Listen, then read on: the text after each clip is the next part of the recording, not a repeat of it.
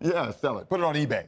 All right. Well, now that summer is winding down, it's time to start thinking about next year's garden. Yeah, you can't start too early to collect and save seeds that will be the stars of your next garden plot. Sarah Simmons is learning all about this with our garden expert, Derek Thomas. Good morning, guys. Good morning. And I just want you to know this is as heavy as it's going to get lifting in this studio over here. Wow, those women were amazing. I know, they all were, right. So are you, by the way, bringing Thank some you. great ideas for us. You know, we're winding down summer. It's hard to believe. Well, it's Labor Day is the unofficial end of summer. And, you know, the thing about it is the plants are almost taking a cue because the seed heads are getting juiced up, and it's time to start thinking about collecting seeds. So where all can you collect them from? What kind of flowers? Like, there's a lot of different plants that you can collect them from. These are just some samples. This is Echinacea and Rudbeckia, which is a native flower, Black-Eyed Susan. Also, some of the Rose of Sharon. Anything that produces a seed pod. Some of your ornamental grasses will give you seeds.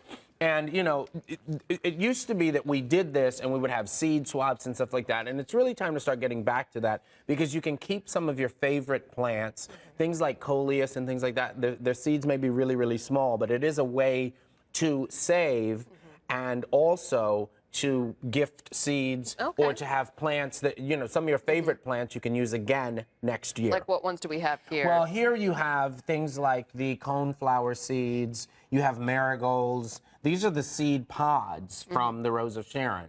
Now, when you harvest them, you want to make sure that the seeds are ripe. If you look here, these little tiny seeds are actually the seeds from the Rudbeckia. Okay. Now, they're small seeds. The other thing that you want to do is you want to do a little bit of research on how you can make the seeds grow the following year.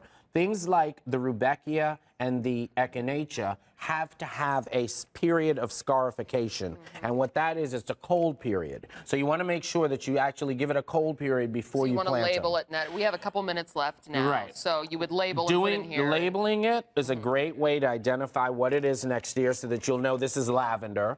Put it in a bag and only do that after it's completely dry. Now, that's the seed part of it. What about if you have some favorite plants that you want to try to save? So what the next part is all about propagating the plants. And this sedum right over here, last year was like this sedum. And what it is if you look here, you see all the little white nodes. That's what's going to be next year's plants. Okay. Okay? Wow. So it'll get this full. one stem like that will get that full in a year. Wow, that's amazing. Yeah, absolutely. Now, anything that you're going to be propagating, what you want to do is you want to take like these coleus, Sarah, and using your very heavy set of, of scissors. Now, coleus, if you take these and cut that right there for me, Sarah, and then cut it one more time there. All right. This time of the year, with just some sand, you can take these and put them into the sand like this. What it's going to do is remove any of the lower leaves. What it's going to do is it's going to root. Over the next couple of weeks, make sure that you keep this little incubator moist.